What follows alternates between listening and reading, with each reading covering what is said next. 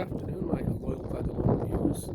I'm here with my two Vagabond companions, Master Week and Secret Dave. He's just looking at his telephone. And today we've come to the very pleasant location of Settling Rake, which is about a mile and a half northeast of Cows Hill, which is below us there. This interesting weather on the day of the King's coronation, May the 6th, and we thought we'd celebrate his coronation in our own way by coming here, because we like that, you know. It's the Vagabond way. Yeah, we've had an interesting day, some interesting experiences. We've entered the Dreamlands through a certain gate, and I got the dizzy sensation as normal. Dave's shielded from it because he wears his sunglasses, his peril sensitive sunglasses, so he's kind of shielded, and the Holy Spirit protects him. And Master Week's just a natural at this sort of thing. He's used to the Dreamlands. He's visited. I do agree that the passage was slightly more awkward several times, and he did warn me as we were walking up about an hour or so ago that I was being stopped by a bandersnatch, and I didn't even see it myself until it was practically upon me. And he kind of scared it off. You know, shouted it. I think he's like a bandersnatch whisperer. Nothing near necessarily exotic. Almost. He's very modest as well about his gifts. His various gifts that he has. And there was another incident where we saw a bandersnatch kill. It was a sheep, and very seriously rocked up. Yeah. We saw its bones, and some of its bones were scattered. It looked like it wasn't a fresh kill; it was an old kill. But it was quite good, isn't it? Yeah. So obviously it'd been very hungry, and it obviously ambushed it and devoured it. You know, after it killed it. I think bandersnatches tend to kill sheep by going for the throat. They're a little bit like kind of jaguars and lions that way. So they sort of strangle their prey at the same time as, you know, they bleed them out as well, using their incisors, their fangs, whatever. But apparently he's brought his infinite rucksack of doom, as you can see here, and he's got something interesting to show us in here. A certain book. Yes, it's in a protected case to keep it. So this is something called the Vagabond Codex. You're just hiding the end bit there. The Vagabond Code. Right, it's called the Vagabond Code, but it is called the Vagabond Codex. And our names are on it. This is the modern edition that we have prepared. Yeah, so he's going to give us a little bit of history regarding, you know, the origin of the Order of Vagabonds, because obviously he knows his stuff, and he's a Vagabond master. So I'm curious, on the behalf of our viewers, could you tell us how the Vagabonds originated? Shrouded in the depths of time. Mm-hmm. The general thinking is, the general accepted view is that Dick Whittington of Gloucester, prior to becoming a pantomime fame, prior to becoming Lord Mayor of London, right, he is regarded by many as being the founder of the Vagabond Order. Right, interesting. But that is not entirely accepted. Right. So there's a conflicting view. There are some who think he's been given too much credit. Right. And would see Henry Lund of Ely as being the true founder. Tell us a bit more about Henry Lund then. Well, Henry Lund was an impoverished nobleman. Right. Of Ely. I think he was seeking to regain his fortunes, I suppose you might Similar say. to Dick Whittington, funnily enough. Yeah. Uncommon. What we know for certain is that Dick Whittington and Henry Lund met in a public house in Colchester. Right. Was that en route to London then? Well, Dick Whittington was involved in the wool trade, and Colchester was an important wool town. Okay. At the time. We know that Henry Lund was having thoughts of forming a sort of fraternal organisation. Right, interesting. Bit like a medieval guild. Yeah, a bit like a medieval guild. Right. And I suppose my thinking is that wouldn't have got off the ground had it not been for the meeting with Dick Whittington. So it was an auspicious meeting. So I think the meeting was very fortuitous in that respect. Right. So that would have Good been timing. That would have been around about 1375. Okay. We know that Lund accompanied Whittington back to London. Right. See, that's not mentioned in the pantomime, is it? They've No, left that we bit know out. that Lund accompanied Whittington back to London. Right. And we know for certain, because we have the document, granting the lease of a house in Highgate. Gifted, possibly, so it's certain in connection with Hugh Fitzwarren, who was Whittington's patron. And it is signed by Fitzwarren, Whittington, and Henry Lund, and 7 other witnesses. 7 witnesses. So I think we are pretty certain. This is the Vagabond law would say that is the effective foundation of the order. So, like, the order was literally founded in Highgate. I would imagine the order was in existence in a year or so prior to. Right. But that is, let's say, the first attested official document. Oh, interesting. I mean, did they establish a set of rules at this point? I think at this time it was really just a kind of fraternal organisation. Right. Hadn't become formalised. Mutual support and friendship. Right. Hadn't become formalised at this point. Not at that time. Over the next, we'll just say 1380 or so, yes, the next 20 years or so, the membership gradually increased. Right. And the first Vagabond gathering took place at Highgate in 1400 in the summer. Right. And the minutes show that by this stage, even other houses in other towns had come into existence. Right. There was a Vagabond house at Coventry, Right. a Vagabond house at Ely, one at Lincoln, and one at York. Wow, it spread as far as York at this point. It was very thinly spread, I might add. Right. But I suppose these are all fairly important towns. Right. I mean, presumably it grew over, the next few hundred years. It's a lot more. It took a long time to grow. Right. Through word of mouth, I assume. Through word of mouth and association. Right.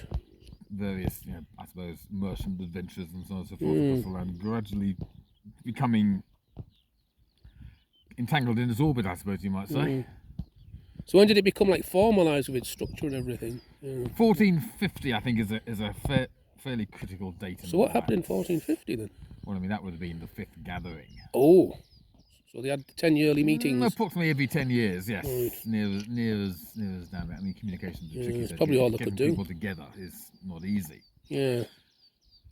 And at that point, I think that the Vagabond Codex was became officially, officially sanctified, as it were. Yeah, officially sanctioned, I suppose you might say, and certain principles laid down. The Vagabond Code, which you have now seen, is a strange odd document. Right. It's a mix of history, geography, mythology, certain morality, certain moral principles. Yeah.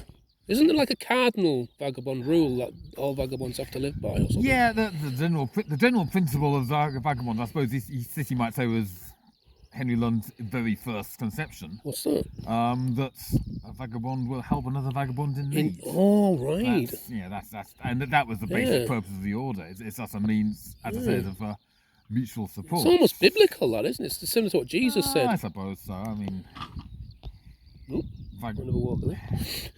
It's like another vagabond over there. That's right. Funnily enough, with a Vandersnatch. But carry on, sir. So yes, the general principle one vagabond will support another is the basic purpose, really. Do they have any other rules? There's nothing particularly magical about that, of course. Is there any other rules besides that? And that is generalised into the idea that the vagabond will help any other wanderer in need. Yeah, it makes sense, doesn't it, really? Which is, good behaviour, if you like. Yeah. I suppose. And then there was a third general principle, which is that you would respect the law of the land. Ah, right. The landholders. And rights of ownership and that kind of thing. Does that not compromise the vagabond principle? Because they're all about freedom, aren't they, the vagabond order? and But of course, freedom liberal works both ways, though, doesn't it? Right. Okay, that's fair. And so does respect. Yeah. So it's founded on mutual respect It principles is. as That's well. right. That's right. As So, much as anything. You know, you should have respect for the rights of other people. Yeah. I mean, can the Vagabond order be perceived almost as a religious order, or is it kind of different? No, there's no religious context to this. More like a fraternity. They're examples of free thinking and tolerance. That's interesting. You know, vagabonds come from all manner of religious and non-religious persuasions. I wonder if it influenced kind of, history in that respect, with, free thinking and revolutionary ideas in the sort of 18th century. I'm sure it has. We certainly know that in the late 18th century, right, revolutionary ideals very much in the air. Oh, like the American Revolution, the French Revolution. The French Revolution, and certainly a number of members of the order were involved. So they're like influenced by the revolutions. I think it probably went both ways. Right. Did they have any ties to any other sort of orders, or was it just like the independent? Well, initially, of course, they were completely independent of any. Right, that makes sense. And independence has always been a big part of the Vagabond order. Mm-hmm. But you will know, I would imagine, that in the 17th century, mid-17th century, the European order was formed. The European order? Which is something I can't really comment on. I understand they were founded by someone called Isaac Newton. That's called a legend. Was it Pepys or Newton? I don't know. That's not my area of expertise. Yeah. I read it was like Pepys and Newton who co-founded it. Well, as I say, that is not my area. Around the 1660s, I think it was. But we know that the European order was founded in the mid-17th century. Right. So what was the connection then between the two orders? That is a little bit murky again. Right. A chap called Simmons is the name that gets mentioned. Okay. Who was, I believe, Pepys' assistant. The plot thickens. I think he had some disputes and he. Oh dear. Left Pepys' service in. He left under a cloud. In dubious circumstances. Right. Not good, is it? And he fled from London to Oxford. Oxford? Oh, didn't his dad live there or something? That's where his family was from. Right. Yes. Yeah. His dad and died, he was warned in a dream. A dream? The account says he was warned in a dream. Right. To flee to Radnor further. Radnor? Right. And he was. Sounds like he was being hunted almost. Well, I think there was a price on his head. Whether he's being hunted or not is another matter. Right, scary. But he certainly was warned in a dream, as I say, to flee to Radnor. Yeah, and that's biblical as well in some respects, isn't it? Yeah, passing through the forest of Dean, he was caught in a storm. Wow. And I think he was near to death by all accounts. Oh, exposure. According to hypothermia. According to the tale. Right. And it was dramatic, Rabbi Solomon Cohen. Solomon Cohen. So he was Jewish. Who was? Well, he was the Western Vagabond master based in Hereford. Right. Yes, based in Hereford. So they kind of met each other on the road. Well, Cohen being a vagabond, right, would take pity on the unfortunate traveller. Like a good Samaritan. That is the same principle as the Samaritans. Yeah, but that is the vagabond principle. You help the traveller in need. Yeah, he's following the first rule. Yeah. And the second rule, because. Yeah. So what happened then? Well, he took Simmons in, and that was nice of him. Oh yeah, but again, this is what you do. Yeah. So he had a life debt to him in a way. I wouldn't go as far as that, but yes, indeed. And Simmons was invited to join the order. Oh. Which the Vagabond order. He did. Right. He did. Of course, Simmons would have probably out of a sense of duty, I imagine. Yeah, I think so. Okay. Simmons then goes to Radnor and changed his name, didn't he?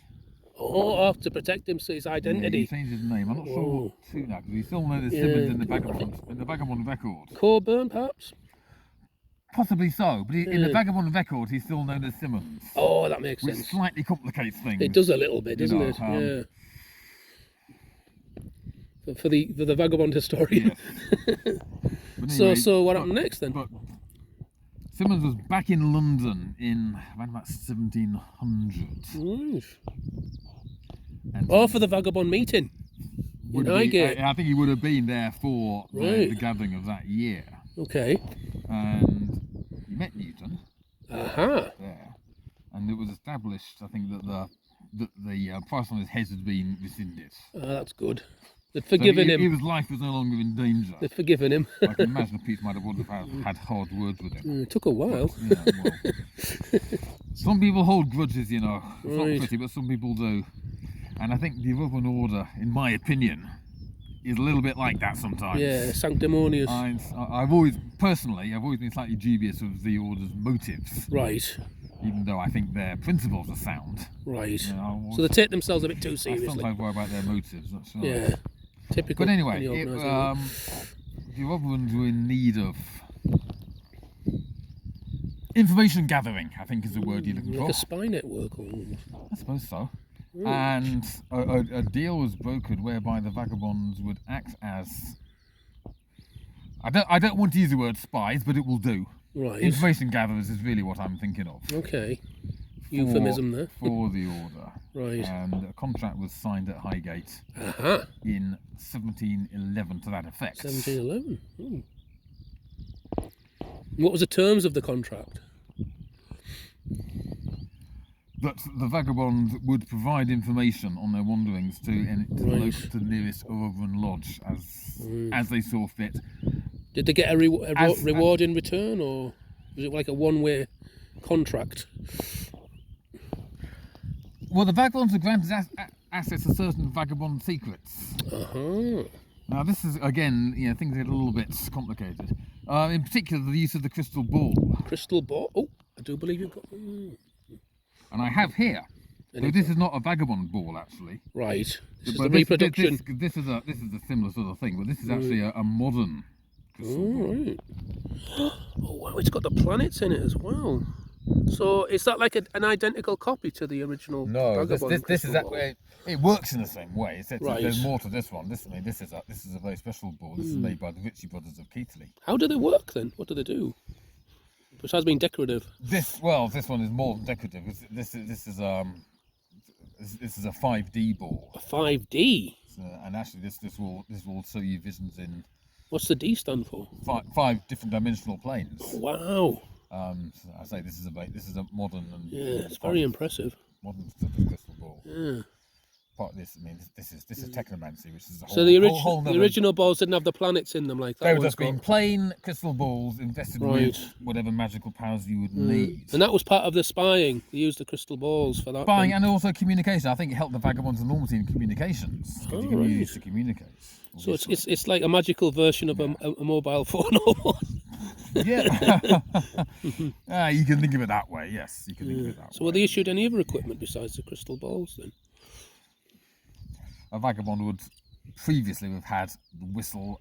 A whistle? A whistle and a compass. Do you know what a whistle is? The whistle was, what was that for? Like Compass. Emergencies or something? Emergency, that's right. If you blow a whistle somewhere. The compass was for what? Navigation? Navigation. I mean, there's nothing magic about the compass.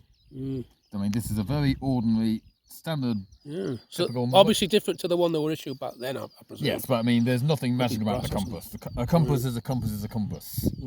Well, they were dangerous times. Did they have anything for self-defence? They'd have had a fairly sturdy wooden staff. Dual purpose. Yeah. So they can use it for walking And that would have been standard practice. But like a quarter staff. A Vagabond can carry whatever he likes. And speaking of which, what did they carry them in?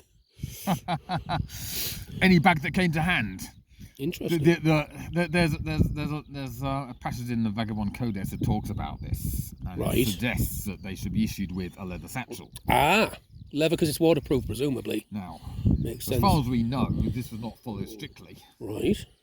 That would be, So it was like guidelines as opposed to rules. Yes. Right. But we know that in the effects of some, in the will effects of some Vagabonds, this is a leather satchel is listed as a specific effect. And it's kind of been replaced by its modern equivalent of the rucksack.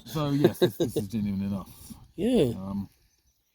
So, like, what happened to the Vagabonds, after sort of the 18th century then? Did they flourish, or did they continue their contract with their heights? The Robrans? They're probably their heights in the mid to less half of the 18th century. Right. Something happened, obviously. Well, that revolutionary text that we talked about created a certain amount of distrust between the Vagabonds and the Europeans. Because the Europeans represented the establishment. They did. The Vagabonds being more free thinking. Right. That's. So might have seen him as a threat almost. I think so. Right. So did they take steps to keep them in check? I think there was a loss of trust between the two orders. Not good. The result of which was that the contract was rescinded in 1794. What? Seriously? Yes.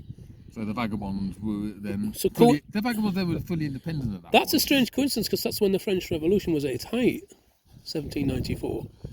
I wonder if that had anything to do with it. I think that is just coincidence. Right. Some things are just coincidence. Maybe.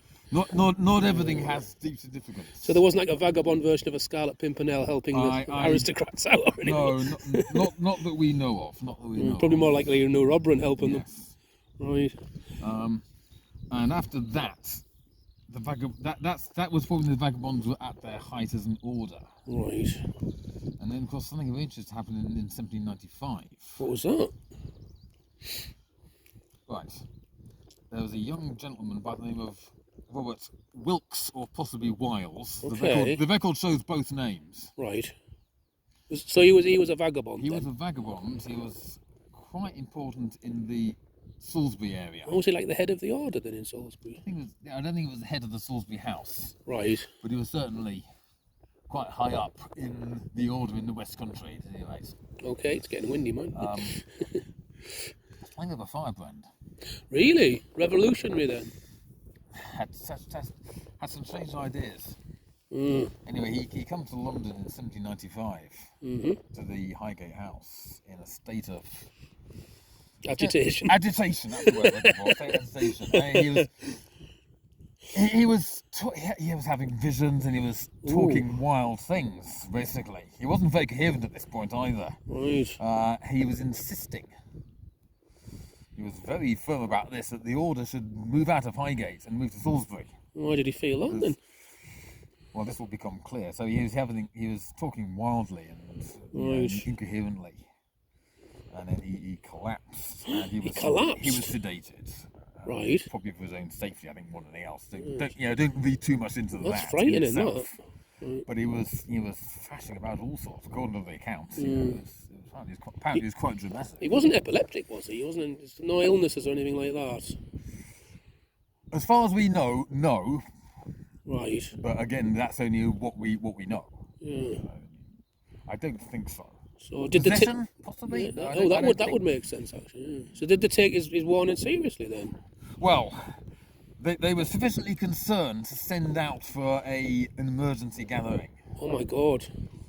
And I think a fortnight later, they had about an emergency council. Emergency gathering about I think it's some 100 people gathered at Highgate. Well, that's a lot of vagabonds. They managed to pull a lot in, actually. They did well. Given the state of communications in those days. Yeah, I'm impressed. I think a lot of horses got ridden very hard. So presumably the head of all the orders were there then, at that point. I think they managed to get the head of most houses there. Right, which is good. And there was some kind of declaration made. Well, Wiles or Wilkes had recovered his composure a little bit by this time. Right. And he gave a long speech, and he was initially coherent and quite calm, but he got more agitated as he went along. he was having visions of dreadful visions of a terrible future. Right. I mean, it made no sense at the time. Like a prophecy. Yes, I mean, he mentioned names like Creed. And Crowley, of course, which are Alistair Crowley. This is what we in hindsight we believe so. God, that's in hindsight we believe that's so. like 100 years, more than 100 years before. At the time, these names would have been meaningless. He mentioned the Great Beast. Crowley was known as the Great Beast. Indeed, but of course the Great Beast would have had religious connotations anyway, and that would have been fairly alarming. He mentioned a new power arising in the south, right, and also an opposing power arising in the north. Oh. The plot thickens. And he saw terrible times ahead. Right. He couldn't specify how far ahead. Apocalyptic visions. But as I say, he was getting more and more agitated. And again, he then insisted on moving the order from Highgate to Salisbury. Right. I think he had. My suspicion, reading the notes, is that he had an agenda here to actually take control. Did anything dramatic happen? Well, as he went on,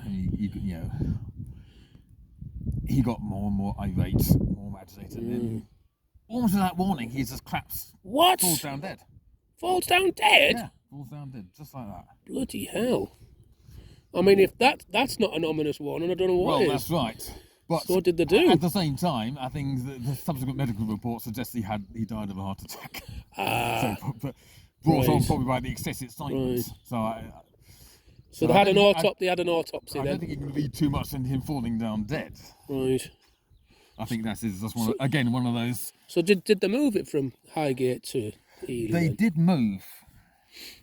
They didn't go to Salisbury. Right. They had a substantial discussion on this. Mm-hmm. Like took a vote almost. Well, I think they decided not to go to Salisbury because they suspected.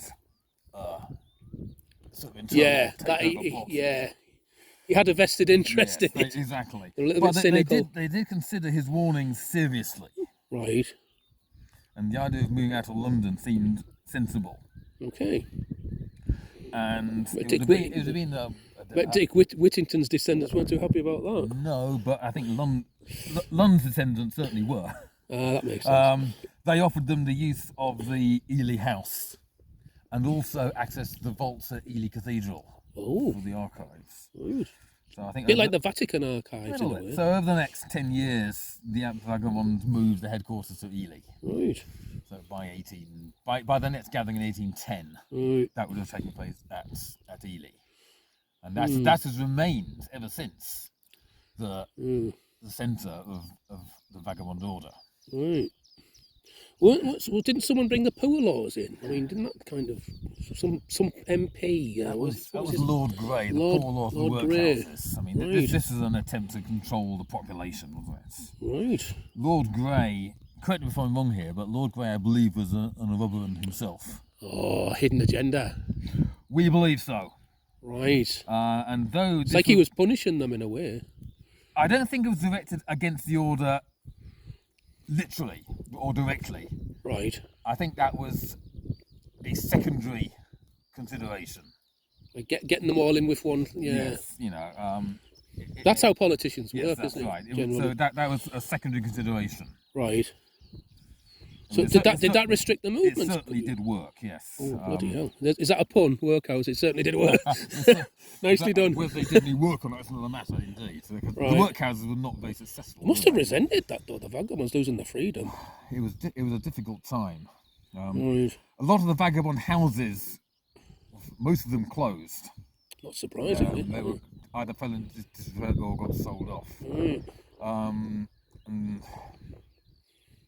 the conversation books most of them were taken back to Ely. Right. Some conversation books have been lost. Some of them have turned up in other places. We'll talk about that shortly. Okay. But most of the conversation books have been taken to the archive of Ely, and they make fascinating reading. Were the Europeans aware of Ely then? Do you think, or was it like kept secret from them? It's like a Vagabond temple almost. I think the location was not discussed abroad too much. Certain things they kept to themselves. Yeah, then. That's right. That's right. I think the move to Ely probably was fortuitous in many other ways because of that. That's right. Right. And then the Vagabonds went into some decline after that. Oh, that's not good. I mean, did the Europeans make any attempt to sort of repair the damage it caused? During the 19th century. Now, who was the chap who founded the Salvation Army? William Booth. That's it, William Booth. Yes, William Booth. He was the man. Right. He was not Reverend too. Was he? There's always been a liberal streak among the Reverends. Interesting. He's like a philanthropist. Yes, that's right. And he introduced some certain reforms and created a network of hostels. The Salvation Army. The Salvation Army. I think it was a little bit late for the Vagabond order to really recoup any losses. Right. Yeah. So do you think he had like a vested interest in doing this? It was like a hidden agenda with that as well. I think he did that for purely philanthropic reasons. So it wasn't a bribe for the Vagabond? No, I think he was entirely genuine. Wow, Which is that's a rarity for a no robbery. Which is a rare thing, right? But that was Did it work then? I mean, were the Vagabonds grateful for what he did? The Vagabonds were grateful, but their numbers were reduced as an order. Never suspected a hidden agenda. They trusted his motives. No, I think he was absolutely genuine. Right. That's quite inspiring. This is quite inspiring. That's right. Well, I think he, in many ways, he's a great man. Okay. Actually. So what happened, after the 19th century with the Vagabond Order then? Into the 20th century? Well, the Vagabond Order is of minimal consequence, I think, in the early years of the 20th century. The Great War, probably. The Great War wouldn't have helped with numbers generally. So were they forced to join up then? What's the word? Conscription yes. was expected of the population. Right, that'll reduce the numbers. So that had nothing to do with the Vagabonds at all. They were kind of swept up in it then. They were just part of the general movement. Probably quite a lot of them, I imagine, died. And they would have been affected in the same way. Right. But it wouldn't have been done the order any good. Definitely, considering they're in decline at that point right. anyway. And I think by the end of the war, let's just say about 1920, 25, we were reduced to the house at Ely, the house at Coventry, and the house at Ripon. Not many. That's the only houses left. Could you give an estimate on Vagabond numbers at the time? Because we're never in great numbers anyway. Somewhere between 90 and 100 spread across the country. That's not many, is it, really? Somewhere between 90 and 100. Yeah. It must have been at the lowest point at that. That was probably the lowest point, that's right. Did they ever recover the numbers? The numbers have gradually recovered over the time. And I suppose the order has slightly lost its purpose in modern times. So people like you were keeping it alive in a way. But now that the times of trouble that Wilkes prophesied about seem to be coming to pass. Did he give a date for that then? He didn't. He didn't give a date. It's like signs and portents. But we are only speculating. But we feel this is the case. Scary stuff. The Vagabond Order is assuming a new importance. So they're risen like a phoenix out of the ashes in a way. You might say so. Yes, that's right. That's right. Do the Eurobrans still exist then? They do. And we work with them. Right, there's only so much you can say, isn't it? Because under oath as well, like secrets. Yes, we work with the Overruns. We are still suspicious of each other, despite the attempt to heal the rift. I mean, we work with them now. We work with them, but we are fairly careful about our own. Is there still an element of mistrust then? There is an element of mistrust, less than there was. Political ideology, I think, as well. Right. Kind of separation. As I say, I personally, I have this difficulty with some of their attitudes. Right. Really. Can be quite their aims fine, their attitudes no. Right. I find that a little bit difficult. I am probably quite smug and sanctimonious about it. Possibly. Imagine. Whereas Vagabonds are more free spirited in nature. Yes, that's right. That's right. That's very interesting. I was going to talk about the conversation books, wasn't I, briefly? Yeah, go on, yeah. Sorry about that. Right, well, when the houses, each house was established, and we're going back into the 15th century here. Right. So this is back to the origins. Yes, each house had a conversation book. Right. Essentially, a large blank book in which you would write down any relevant or interesting thoughts, principles you might have. A bit like a diary. Yeah, a bit like a diary. And other vagabonds who passed through would read, comment, add. Right. Book of wisdom and a diary combined. Book of wisdom, book of diary, book of thoughts, random musings, all sorts of things. Philosophy. This is where we get a lot of the general history, the general information about how the Vagabond Order was progressing from these books. And as every lodge had one, every house had one. Anecdotal ramblings. Or actually several, in some cases, if they were well used. Yeah.